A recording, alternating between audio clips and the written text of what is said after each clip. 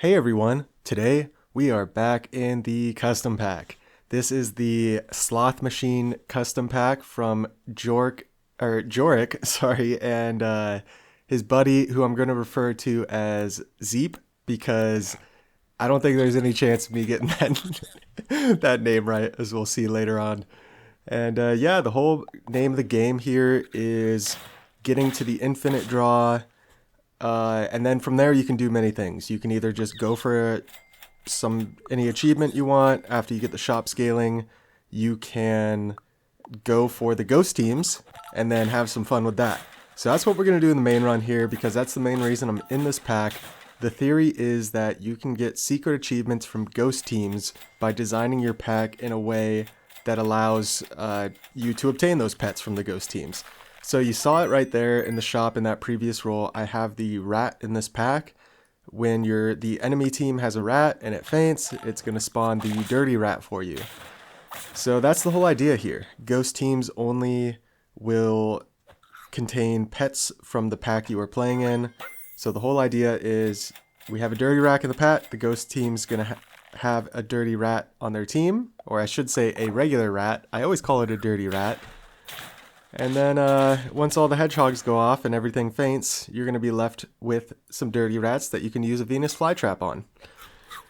So kind of a long-winded explanation there. It's pretty simple in theory, and in concept, or in practice, it's not too viable, I must say. It's more of just a fun little thing of like, hey, it's essentially completing the same or achieving the same goal just in a different method or in a different way, which is the whole name of the game, right? That's the essence of SAP.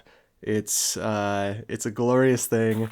So I decided, you know what, I'm gonna commit to this, and I was hoping to get some other pets. We got stuck with the dirty rat, and I'll show you in the bonus clips why. And I also have some really, really fun bonus clips where I get some of the hardest achievements in the game, including the Moby Dick, as well as the goat, the lion, and the snake from the Chimera, all three of them at the same time. I'm essentially just copying Jorik and Zeep with this. It's stuff that they did, and I was like, oh, that's a good idea. So we're actually going to skip ahead here now. So we skipped ahead just a couple rounds here, just kind of showing the official team setup with the lioness to get the shop scaling in. So the whole name of the game is getting the level 3 Kraken setup, and then get the double hedgehog with the albatross. Before you get the lioness in, you want the microbe in the front. But once you get the albatross strong enough, and of course the Kraken to level 3, then you can pretty safely get rid of the microbe. There are times I got rid of the microbe slightly early, and I lost because of it, so it's definitely a fine line. These runs, I was pushing the shop scaling very hard, because I didn't know if I was going to go all the way to ghost teams. A lot of the achievements I didn't really get with ghost teams, so yeah. And here we go, Shoutout Zeep. There we go, running the Badger Lioness. I ran Badger a lot in the first games, and then Jorik messaged me and was like, hey, the Albatross Hedgehog is actually pretty simple to set up, might be a little easier to set up, you don't have to spam all the food and whatnot. So I started running this, and yeah, it's incredible. Very few scenarios where you lose, and let's go ahead and skip ahead again. So now, here we go. We are at turn 55. The same team. You see the behemoth frozen in the shop. I was keeping the behemoth frozen in the shop to make sure my shop got 100. And it looks like I'm still freezing it, getting ready for a pivot. And that is because I think we just entered the ghost realm. So let's see. Yeah, ghost teams. Here you go. So just a bunch of random level 3 pets. I thought they were base stats, but they're definitely not base stats. They're better than base stats. I'm sure there's a method to the madness that somebody's figured out. I don't spend too much time in this realm, and after making this video, I am trying to make a swift exit from this infinite draw realm. And here you go. I'm rambling. Stuff's happening. We got the level 3 rat on the enemy team. So here you go. The whole team faints. We get 3 rats. It's glorious. Fly trap comes in, steal the rat, and yeah, we don't really need to worry about level 3 out of the gate because we only have 2 wins. So essentially we have the whole rest of the game to get in behemoths, get melons, get in a dirty rat, and get at level 3. So I always love these pivots. You just get to sell down the whole team. You see the, what is it, the asparagus. I just realized that that's asparagus, right? It's like my favorite vegetable. Oh man, you cook asparagus right. It's so good. Anyway, I need to stop rambling here. Anyway, while I was saying that, we got a level 3 dirty rat. So we don't even essentially need the time. And you see the badgers are going off. The behemoths can absorb it, just like the previous video I had kind of covering this stuff. So same method to the madness from here. It's just spamming melons. The whole team's set at this point. So it's kind of funny. Our pivot's done. A lot of times you're like scrambling, like rolling for chocolates to throw. We don't need any of that. So yeah, we're gonna fast forward again, and here you go. Here's the final team. We got a melon on everything. It's 8 trophies here, turn 63, and it's just super easy clean. It's funny how we entered the ghost realm, and then we got the pet we need. We started winning. We exited the ghost realm. We started playing normal players again. And now at the very end, we're back in the ghost realm. So the teams got easier again in the end. It's kind of funny how that all works out. But yeah, it just felt really good. We got a bunch of bonus clips, like I said. Let's hop straight into it. Here's the first one, turn 110. So this run, I was kind of just pushing the limit of turn number. This is the highest turn number I've been in by far. I'm sure that previous game, turn 60 something, was the highest turn number I've been in before. And yeah, you see I have the whole shop frozen. This is before I got that dirty rat. So I'm looking for a rat on the opposing team, and look, they had a spider. I had a spider in my pack. If you have summons in your pack and you're going against ghost teams with infinite draw, you're going to lose. So that was an hour plus of just essentially wasted time from a mistake. So here we are on turn 31 on this one, and if you look at the shop, what I have frozen, it is the Nessie. And if you don't know why I have a Nessie frozen, if you pill a Nessie, then you get the boat. It is the Nessie question mark. And then if you pill that boat, then you get a peg leg in the shop. What that peg leg does is it gives you a pet called the Moby Dick, and it sets your wins to 12. So you need 12 wins to get over the line. And that Moby Dick at the start of battle will remove itself. So it's kind of one of the most infamous secret achievement pets in the game. I think it was added during the Unicorn Pack update, when Unicorn Pack was put in the game. That update, not the Unicorn Pack. I think you know what I'm saying. Oh, jeez. It's early in the morning here. I might be recording too early. But yeah, you see it comes in, the Kets comes in, and I'm just rolling for behemoths. I'm fairly confident that the Kets and the Kraken and Badgers are still going to get it done, especially considering we transformed the Kets into another Badger. So as long as their team has a Kraken or some Badgers or something, we should be fine.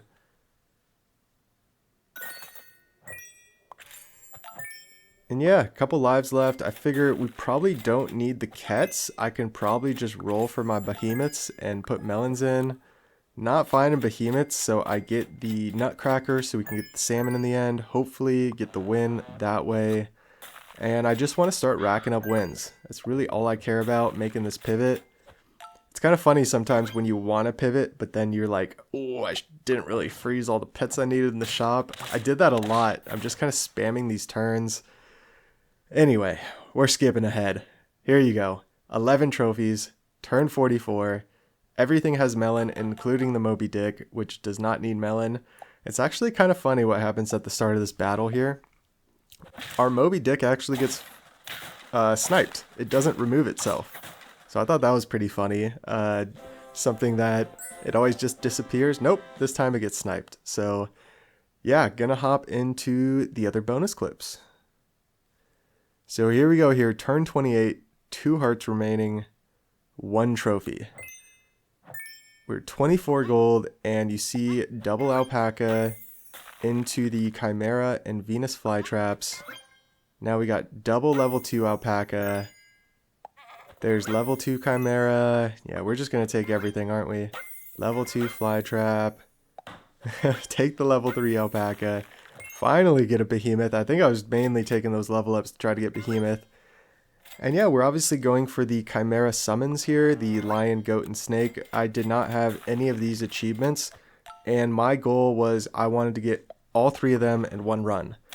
This is something that's fairly difficult to do. I think it's, especially like if you're able to do this without doing infinite draw cheese, then too shady. Tip the cap to you, because that's incredible.